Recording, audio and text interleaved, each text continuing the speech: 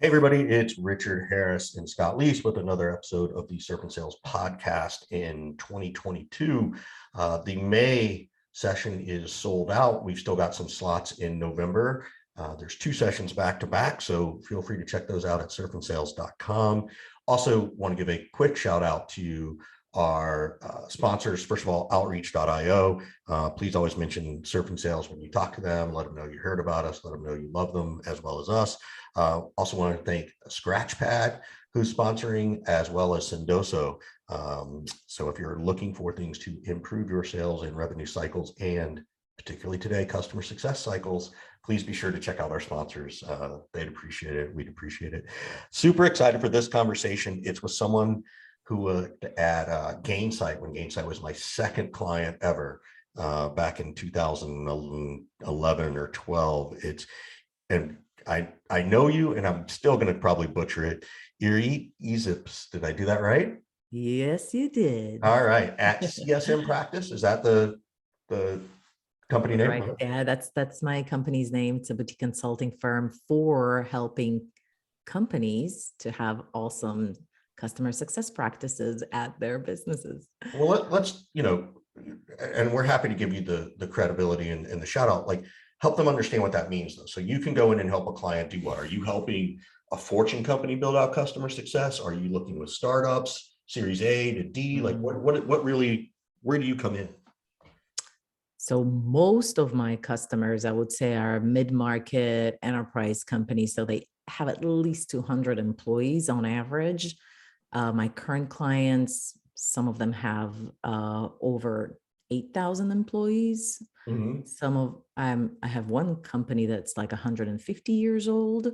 So definitely not necessarily startups, and then one startup. So kind of runs the gamut. But I would say most of the companies that come to me, doesn't really matter like the size or how young or old they are. It's about, do I have a unique business model that I can't just read blogs and watch some YouTube videos and kind of figure it out on my own? That's where a consultant really can come in and make a difference, because there's a lot of decisions to make. You don't want to make the wrong ones, especially if you're a larger companies or fast growing companies. Every mistake is like really hard to correct. You can bring in an expert that's seen 100 of these, kind of like when you go to a specialist doctor that's seen like enough of that sort of thing that you have, and you can trust them in like making the right decision and the right recommendation. Yeah, it doesn't mean like a heart surgeon isn't smart, but I'd rather have a brain surgeon if I have to have something on my brain, and vice versa. I'd rather have a heart surgeon on my heart. There you So go. you've been at customer success since since the current modern age, and even before that. What was it like, before you went to Gainsight, right, which was 2011, 2010-ish, I guess? What was customer success even at that point? Was it still called customer service? Like, what were some of those early things you noticed that drew you to it? What made you go, oh, this is the part of the business I like being a part of? Honestly, I was like mainly in professional services and implementation of software to businesses, and kind of making sure that I understand what my customers wanted in terms of like business outcomes. But it would mainly impact how we would design the software. And at the end of it, we would never really ask them, so did we achieve your goals? We just assumed that by delivering to scope, they would have achieved what they wanted. And that was it. So there was some parts of it, I suppose, but we would never like really have somebody that would ensure that the customer got value, or even ask the question, what else can we help? Unless it was like some sort of a notion that there might be an upsell opportunity there. What drew me in is a particular person called Jim Eberlin, who used to be the CEO at Host Analytics, the company I worked for just before I moved to Gainsight. Mm-hmm. I had a quick conversation with him on the phone. And he said, well, I just got some investors. How about come working for me again? And I was like, I'm all in. So it was more about working for Jim again versus doing something in customer success. Just to be fully transparent, I know some people are like gung ho about customer success. Back then, I don't even know that we had the word customer success for it.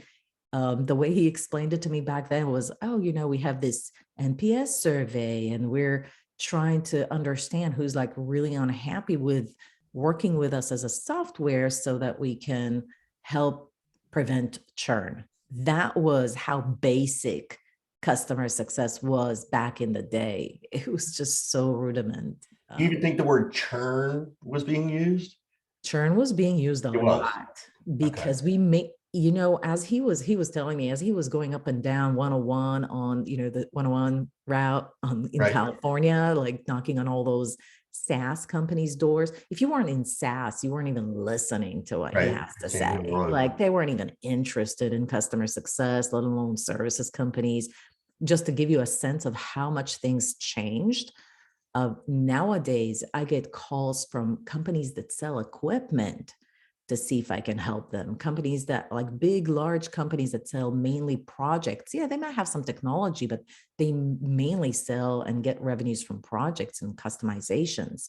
And so the world has changed a lot since then. But back in the day, the main issue was that SaaS companies were losing customers left and right because they were still doing business like it was an on-prem software, and it just wasn't working.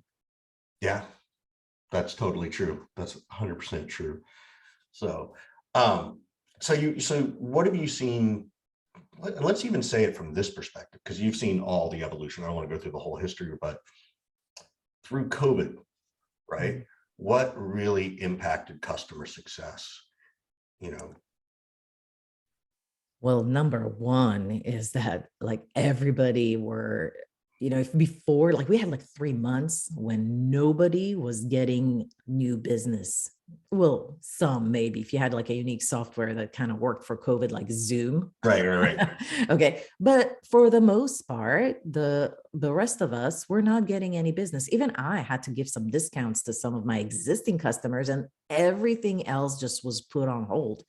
So for 3 months, everybody understood really quickly that at the very least, you have to preserve your customers. And that gave customer success such a big focus on what's the importance, especially in periods like that, where you can't just rely on keeping the funnel with new customers and just losing the existing ones left and right.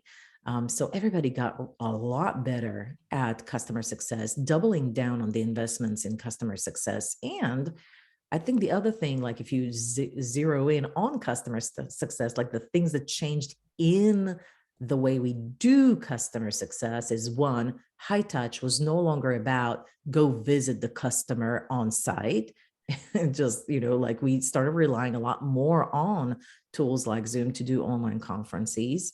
Personally, I use WebEx, but that's a different story. Awesome solution. And then the other thing is that everybody started to understand, well, if we are going to go digital on our high touch, can we do more for our long tail customers? And so I think in the last 2 years, you see a lot of companies doubling down on what we call digital engagement. So what are some of the basic fundamental KPIs that people should be measuring who are implementing a customer success function for the first time and might not know what it is? Yeah, I mean, fundamental is like everybody's choosing the lagging KPIs, which would be like if we did everything right, what should happen? And so the biggest KPI of all is what we call NRR, which is the net retention rate. Some might call it like net dollar rate, but that's not very global. So net retention rate is a great way of kind of like encapsulating, are we doing it right? Yes or no. And in that formula, you can break it down to other lagging indicators, such as, what's the renewal rate? How many people are churning, or how many companies are churning rather.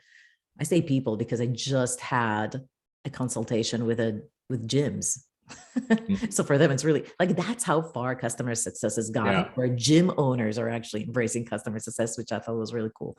So I think the number one mistake though, is that beyond looking at lagging indicators, not enough companies are also incorporating leading indicators, which I think is super important. such as, like, are we getting enough QBRs? Are we getting enough advocates? Is our satisfaction scores going up or down? How many upsell opportunities are we finding within existing companies? So we might have like 100 opportunities that we find, but the close rate is really poor.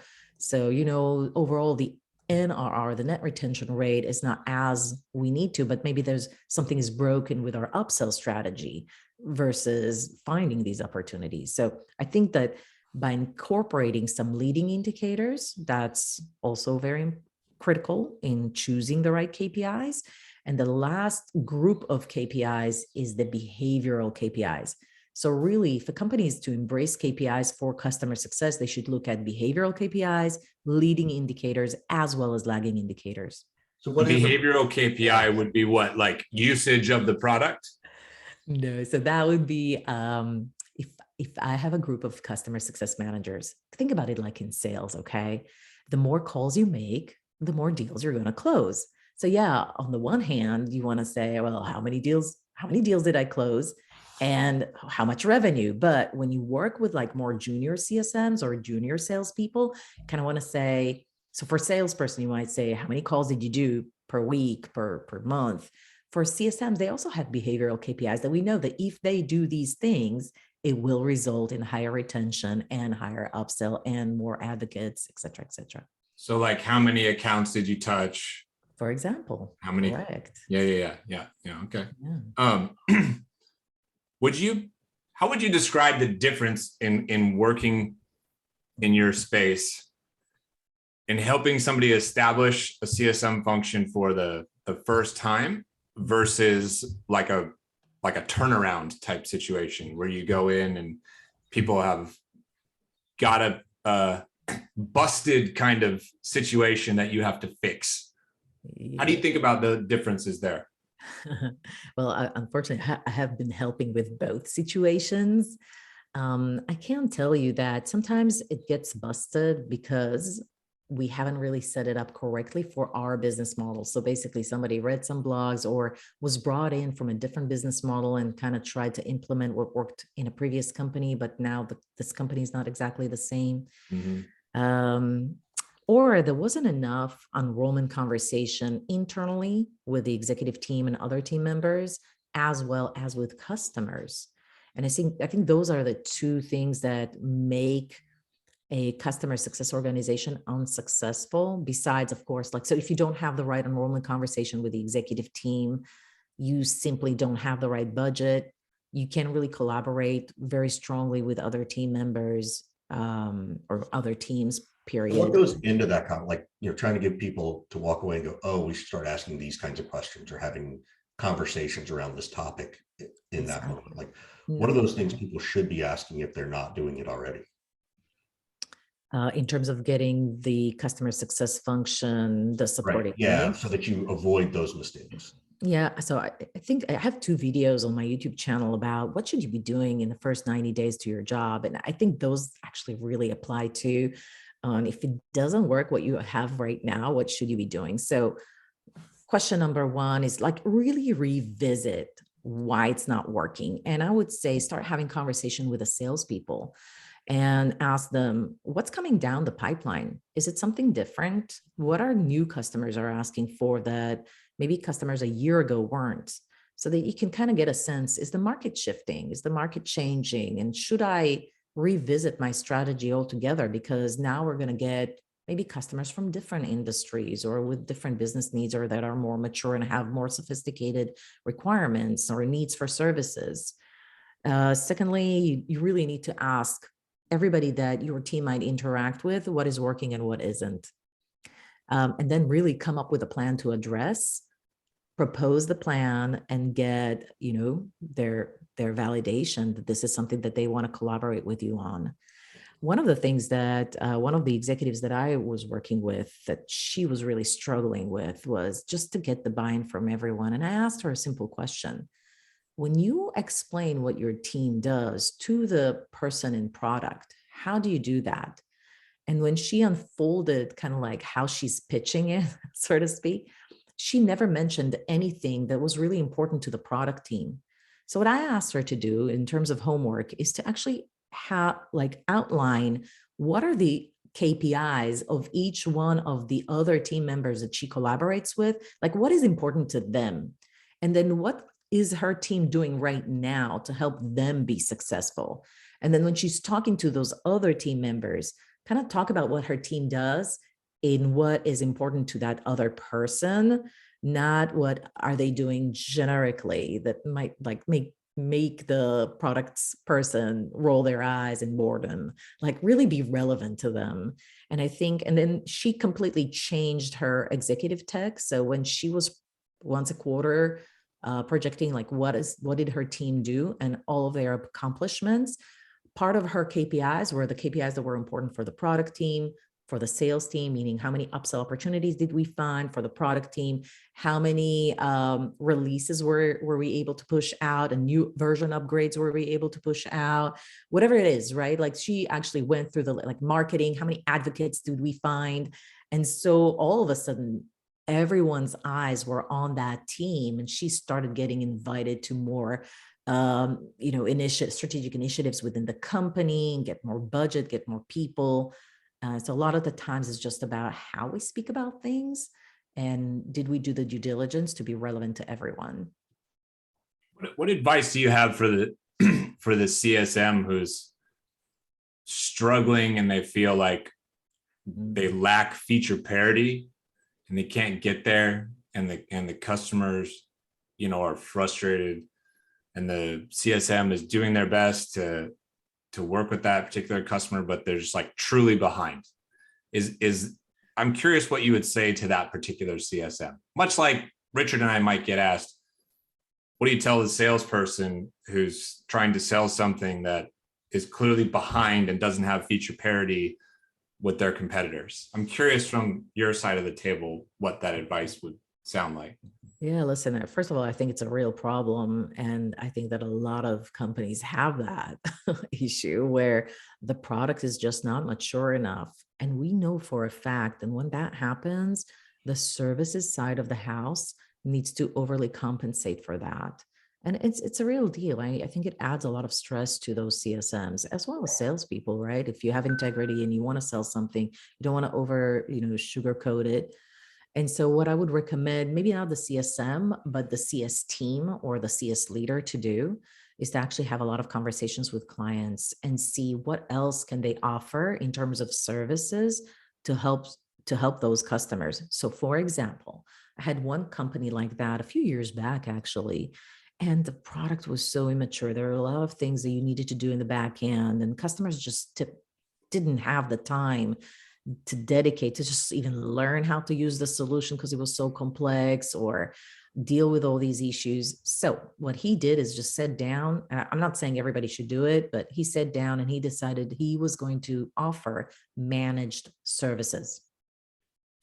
And so basically he took all the pain points and pushed it back to his team to deal with, but it was something he could offer. And I think in his situation, it just worked because most of his companies were fairly large and they could afford it. And if they weren't, they would be more than happy to, outsource it out. But it gave some alleviation to the issue until the product fully matured and was easy enough to use so that they wouldn't have to offer it.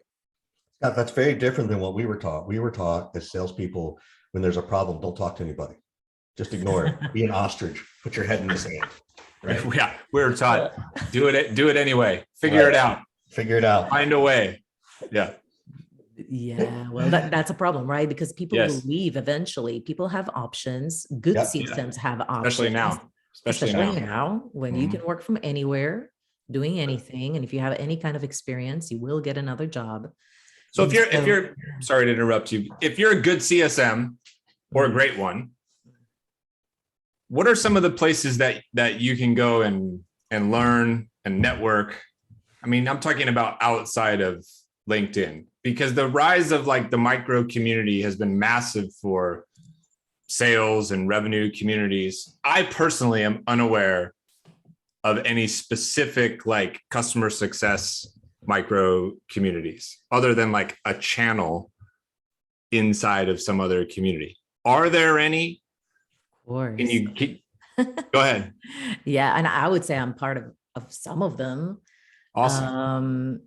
So I think number one community right now is Gain, Grow, Retain. You can find them on LinkedIn. All the information is there if you're already there. Gain, Grow, Retain. Correct. It's an awesome, vibrant community. There's also the Customer Success Association that has a lot of information about customer success in general. There's Modern CS, which is a group that I'm associated with, but it's by invitation only. What is it again? It's called Modern CS. I think it started. It's Modern Sales. Oh, it's Pete because Angie's thing. Yeah. Yeah. Modern CS. It's all in email, but there's a bunch of other ones on Slack, but some of them are more vibrant than others. I think there's the Customer Network that Miranda Jakonski is part of. And it's like there's one in Europe that I forgot the name. And then of course there's my YouTube channel. Right. It's not a community, but you get to learn a lot. It is a community. Yeah. That's great. I knew Modern CS. I didn't know the other ones. So I'm excited to hear those are out there. Yeah. I want to the people who are thinking about customer success, right? Like, traditionally it's been SDR, AE, and then, maybe customer success, right? Or, like it's never that sort of next part of the career for people who are curious about customer success or those who are knowledgeable and want to know more. What are the attributes you think make up a great customer success person that may be different than an AE, right? It doesn't mean that one is better than the other, right? Like we're all in the same playing field. And I could argue in some cases, customer success is probably more important than just the net new revenue because that's where you get your funding, right? It's all about the retention. So what are those attributes you think about when someone says, okay, help us find somebody? What do we look for? You know what you're really looking, I think that it's more than an AE, although a really good AE has probably all the qualifications that a CSM needs, honestly, and just being super, super blunt. The ones that know how to do value selling, those are the familiar with that concept, are gonna make great CSMs because half the job is to just uptell customers on, what else can they do with the solution and be very consultative to the customer. And I think great AEs already doing that. Mm-hmm. And so that's a very transferable skill set. The main thing that's going to happen to an AE that transitions from an AE to a CSM position is commissions are going to look very different. Higher base, lower commissions. You may not like it, you may not. And then secondly, you're not going to be driven by numbers as hard as you would an AE. So just to give you an example, an AE or an account manager would, like, every conversation would be, what are your numbers? Are you going to get them? What's the probability? What are the next steps to close that deal? When you do weekly status updates with your manager as a CSM, it's never about that. You're never going to be asked, what are your numbers?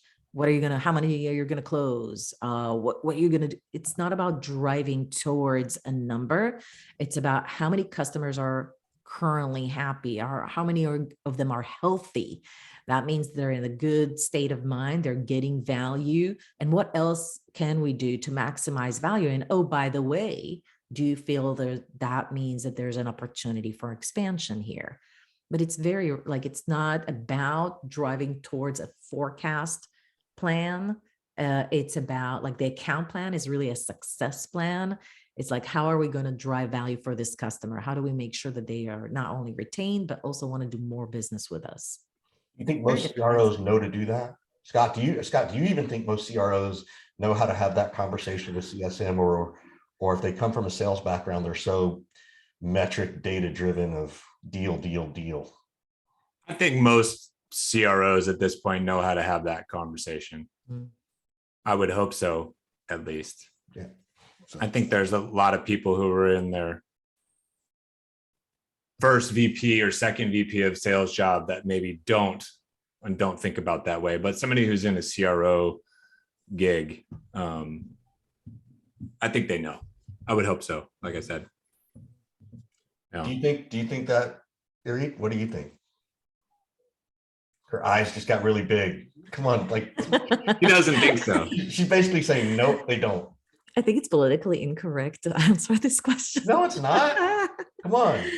I don't know. I mean, I personally don't think I talk to enough CROs. I have had a client once that the CRO was the one that hired me to do customer success.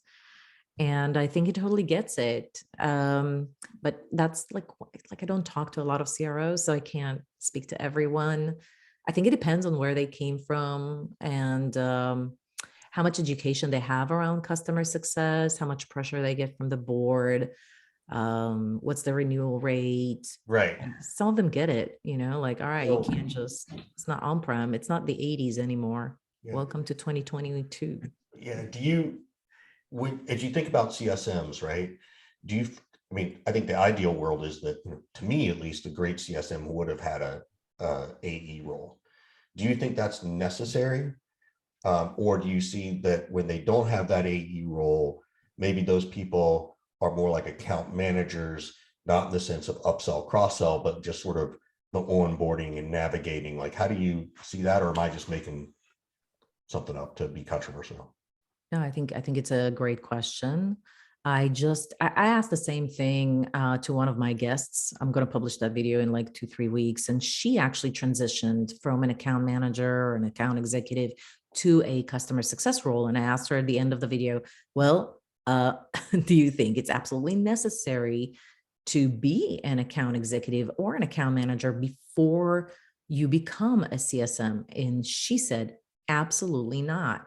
And then I said, well, don't you think it would be helpful to have some sales skills or be in that position first? She says, yeah, I think it would be helpful, but it's not necessary. And as a person that came from sales saying that, I think it adds a lot of credibility versus me coming from the outside. Why was that her answer? I'm not really sure. I do think that, well, maybe an account manager is very similar to customer success manager, but like I said, the main difference is the focus. So I think that people in sales that are just like a little tired from the chase, but have the skills to connect, to network, to create relationships really quickly, to understand how to do value selling, they're like great candidates to become customer success managers. Do you absolutely have to have a sales position before you become a customer success manager? Probably not. Got it. Cool. What don't we know about, like, go ahead, Scott. Go for it. You're on mute, buddy. There it is. You missed your opportunity to make fun of me. Damn. Yeah. Scott, Oh, you have to show Irit your coffee mug, because I just did a classic Richard move. Yes. So it says, Richard, you're on mute. Someone sent that to I me. just did it. Yeah. Awesome. I have a question for you. So many people have gone into business for themselves now, including yourself and Richard and me a couple of years ago. But there's all these creator economies, all these consultants and coaches, all this stuff now. What advice do you have for people like us to implement CS inside of our own like boutique consulting coaching businesses? Love that question. I'm so happy you asked me. Like, I'm so passionate about that. I would speak about that to anybody any day, because, most of the content out there is how to do it for a software company. And like, actually, we need to do that even more, And so one of the things that I started doing is started to implement it. So first of all, create a customer health score. What is your customer health score? What does a best-in-class customer do or don't do when they work with you, Scott, or when they work with you, Richard? What are you expecting them to do? How do like the best customers look like? And then tell them how they score every single month, unless something is happening, like, especially if they're not doing well. You could say, hey, you're actually in red with me. And they were like, what? I had these conversations with customers where I said, you're actually kind of like in red for me. I score you as a red customer. So they're like, what? Why am I in red? Right? Like, they are paying me, they're in red. I was like, well, this is why you're not, you're not doing this, you're not doing that. I have high concerns about this. This is how I think you can solve this. What do you think? Like, there's a conversation. Can we rescue them from their own bad habits? And can I ask another question on top of that? Are you proactively reaching out to them saying, hey, so-and-so, you're in red right now. Like to talk about this? It's not that's not a response. You're not waiting for somebody to say, hey, how am I doing? No, Yeah. They will never ask me. First of all, is what I can tell you in my 8 years of doing this. They never ask you how they are doing. In fact, if you don't bring it up, they think that if they're not doing well, it's because of you. Oh, Scott, this is so painful for you to hear. Yeah. Yeah. That's why I asked the question. I know, but I love the fact that you asked it, because I offline, I know what's going on in your business, and I'm sitting here wondering. I'm literally working on some of this stuff right now. Yeah. I'm running three, arguably 4 companies at the same exact time right now. Yeah. And I've stretched myself, and I'm trying to figure out and put in processes to, do some of this CS work that we're talking about and scoring clients and all of this kind of stuff. So this is a selfish ask, Richard. Yeah. Oh, I don't think it's selfish at all. I think it's a great ask that I don't even think about it. Right. Like I'm way more old school of like, but I do different, right? I'm not, most of my clients are not sort of, weekly engagements or, it's training and then I'm out, which is different than your business. But everybody, and everybody here, I'm sure, but like I have talked to so many people in the last few years who are running their own businesses, consulting, coaching, all this kind of stuff, training. Nobody ever is thinking about the CS part of it. They're all just like, where do I get new clients and how do I charge people? And, that's the only stuff that they're thinking about. And so I myself have been guilty of that. And I need to transition that way a little bit. So I need to learn more and get better about it, as do you, Richard. Yes. Right. And then we, as people with somewhat of a voice, can help those people who are earlier in their journey so they don't make some of the same mistakes that we have. Right. Correct. So we should be doing. So, yeah. How are you running your business by yourself, or do you have people behind you supporting you? Like what's your status of companies? So I have a team in place to help me out, and I have one, let's call it an executive assistant, that helps me with everything related to sales. And so she has become very familiar with the sales process. She's managing the pipeline. She's sending reminders to prospects about meetings, whatever it is that I need help with. She's reminding me of sales pipeline deals, so I don't forget. Like if I talk to somebody in December, they said, well, right now is not a good time, reach out to me in February, I'll get a text from her and say, hey, don't forget to reach out to so-and-so. I have one that helps me with all client projects. So she's very familiar in updating our scores, making sure that we have monthly goals for every customers and that we update them on monthly cadence, taking action on any open actions that we owe, remind their clients of action items that they owe, sending weekly status calls, all of that. And then I have about 3, 4, 5 people on the marketing team that help me with video editing, content recreation, social media posts. Yeah. Translation, Richard, we do way too much on our own. Yes. Or we just ignore it. That's right. Or we turn a blind eye to all of it. So, which, that's a whole other delegation discussion that I suck at. So, Well, I think that's why I'm so passionate about it, because I do think I do things a little differently. But I've had a lot of success in my business, and I live very comfortably. Like I have a really good work-life balance. That is to say, like after 2 p.m., I don't have any calls usually. And I have time to go to the gym or have hobbies like playing volleyball or poker or whatever it is that I want to do that afternoon, or seeing friends. And I have a team that helps me out, right? All right. Now, Irit, you need to go have a conference You'll charge us all $10,000 to show up so that you can teach us how to do this, because that's the piece that I think is missing Yeah. so many of the solopreneurs out there, right? Like, because we I want to don't do that. I want to do a book. I want to create a software where you can just plug in and you can do how I run the business. I'll play with the MVP. You give me the MVP and I'll play All around. right, let's do it. I warn you about writing a book. I know. It's a hassle, right? I've written 3 and it is a labor of love. Yeah. I know. At best. I Yeah. know. I'll probably do the software first, but I'd love to teach. I'd love to teach what I know and what works for me, because I do think I do things a little like, I don't know, you guys have a cash flow worksheet where you actually update your cash flow projections? No. Like one shakes yes, one shakes no. Right. Yeah. Most don't do it. It's because I used to be an accountant that I'm like running my business by the numbers like a mad woman. Oh, wow. Like She would lose her mind if she saw the way that Right. we do certain things. Yeah. We would be put in accounting jail real quick. Yeah. I also think too that, for me, yeah. I never wanted to have quote unquote employees. I never wanted to deal with that level of scale and thinking about their benefits and their vacation and all that. So I've probably hurt myself in terms of trying to grow my business. But I created a belief system that's probably not true around scaling. And Scott knows this about me. I'm a terrible delegator. Like I'm sitting here listening to you and I'm like, oh, you want to know how you have a great customer success thing? Is you got to be willing to delegate a lot of shit. Because if you can't, your customers, if you try to control it all, your customer success people are going to hate you anyway. So, so some of that's just an internal wiring of me.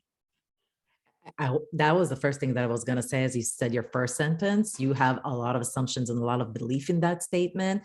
And from experience, that's simply not true. So I'm going to break some of your beliefs, and we can take it offline, and I can help you, Richard. Not only can we take it offline, feel free to record it and post it. Like let someone listen to my shit. Seriously, like I'm not the only one who's like this. I'd be happy to do that and pay it back to you of like, hey, here's some content that you could use to promote yourself. Yeah. So, Public teardown of successful business owner. That's the title. Yes. Awesome. I can join you, Richard, in case you feel alone. Yeah. It's just called the hot seat with the Irit. Like that's it. Yeah. Yeah. On the hot seat with just a mild shaming. Just a mild shaming. All right, we gotta, this has been fun. This has been really fun. We gotta move to wrapping this up, and a quick shout out to Sendoso, our sponsor, as well as Scratchpad, and also to Outreach, and it's click.outreach.io/sales. That is a special URL. If you go there, click.outreach.io/surf, actually, that's it, /surf, there it is. So rewind that and hear it again. We want to thank this is why I don't read off those I know URLs like that. I wouldn't have got it right either. Don't feel bad. Don't feel bad. So but anyway, Irit, thank you so much. And for people who listen, what questions do you have for us? This is the kind of the fun part where we turn it to you. I think that a lot of folks in customer success are actually very curious about upsell and cross-sell strategies. And then how should they be working with the sales team in a better way? And I think in your end, being like the sales expert, would be really interesting to hear your perspective on things. I think it would be a good idea for more people in CS to go through sales training inside of an organization specific to that company, that product, that motion, whatever that strategy is. So if I was selling for the Harris Consulting Group, I don't think it necessarily benefits me as a CS person to go get like Sandler sales training. What would be good sales training to get would be Harris Consulting Group sales training. How the heck do you sell that? Why do you do it this way and everything? And I think sales leaders should invite and welcome CS team members into those trainings, role plays, demo practice, cold outreach practice,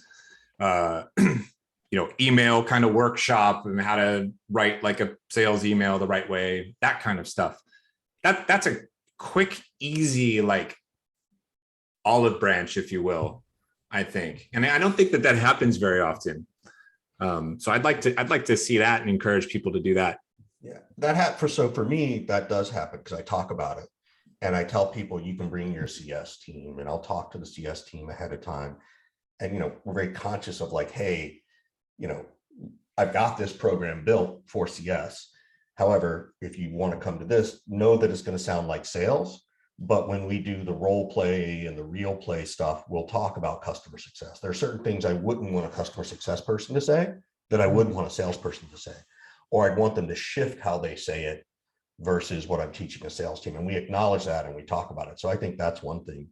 I think the other thing too is everybody in the organization, I don't care if you're the engineer or the product person, marketing, everybody needs to be certified on case studies and use cases, period. Wow.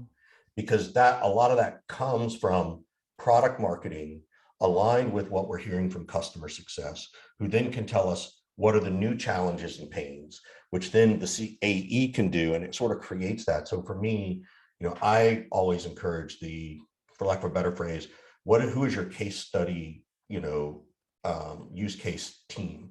You have one person from sales, one from product marketing, and one from customer success.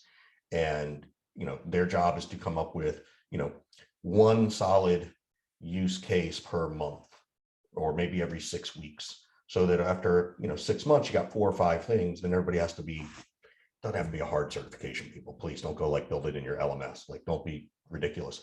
But people need to know that. And I think that's a really good spot because it's customized sales training, so to speak, for all the teams, as well as the communications of it, right? You can even have someone from the engineering team, they are the product building team, so that they can explain certain pieces of that. So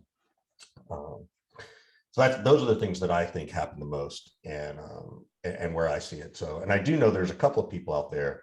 I don't know whatever happened to Lincoln. Lincoln Murphy used to be sort of like this great customer success guy, was really well known, and then he decided to go and try to be a professional wrestler in Brazil, I think. And he was super, like, in my mind, I don't know the guy well enough to Sounds a lot more exciting than what we do for a living, for what it's worth. So yeah, but he in my mind, he was the forefront of customer success in a social networking capacity. And which was very different in 2014 and 15. And so so he was the guy that I would sort of go to for some of this stuff. And I think he actually had some programs at some point. I don't know if he still does. He still does. He's still working. He still does. He still publishes blogs. I just think that he kind of lowered the exposure to maybe like grand media gestures on LinkedIn and Twitter, but he still does his thing. Yeah. He's a great guy. He's a really smart guy. He knows it really well. Super sharp, super nice too. Yeah, good personality, good person. Very, very nice person. And by the way, I agree with both of you guys. Such great suggestions. And Richard, I didn't know you had training sessions for customer success that are very similar to sales, because I actually 100%, you don't? You do, you don't? He does. Yeah, no, that's amazing. I should bring it to all my clients, because I think that's like the piece missing. It's like the one thing. So this is, to the conversation where you chastise me. It's like, Richard, why isn't that on your website? It's like, oh yeah, you should have that program mentioned. So, but I'm sort of delighted to hear your suggestions. I think they're just so great. And probably what we should do next is bring you guys over to my channel to just zoom in on some of these suggestions, because I think there's a lot to be said about how sales and customer success should work better, and then how customer success can train their teams to be better at uptelling customers what else they can do with a solution. They don't necessarily need to close the deal. Not every customer success team needs to have sales skills. It's okay to share customer success qualified leads with sales. I'm not like gung-ho about having customer success team do the upsell transaction as well. In some cases, it makes sense, but I do believe that all of your suggestions are super, super valid, and you absolutely know what you're talking about. I think the biggest thing I would say that I see from customer success is that it's not a lack of, but building upon courage and confidence to do this thing. And I also think the word sell or upsell or selling still has a dirty word connotation for some people in customer success. They're not comfortable with that because they don't want to be seen as a salesperson, because that's not their role. And it just carries this, negative connotation, unfortunately. So for me, a big piece is like, well, hey, let's create a mind shift here so you understand what this means, right? And that's usually when the click comes for them, that they're like, oh yeah, I get it. And then the most successful CSMs, to your point, they don't care about that. They get it, right? And if they come from sales, then that's why. Like, they carry this confidence of courage of like, it doesn't bother me. So that's what I see. Right. But I'd love to come on. I'd love to do it. I'll volunteer Scott too, because he's got plenty of time. So Yeah, separately or together. whatever. All works. good. Whatever Works. you want. Well, thank you so much for coming on. Where can folks get a hold of you? What's the easiest? A hold of me. They want to talk to you, or they want to, hire you, whatever. Hire you? Yeah. Hire me. Hardly honey. Yeah. Okay.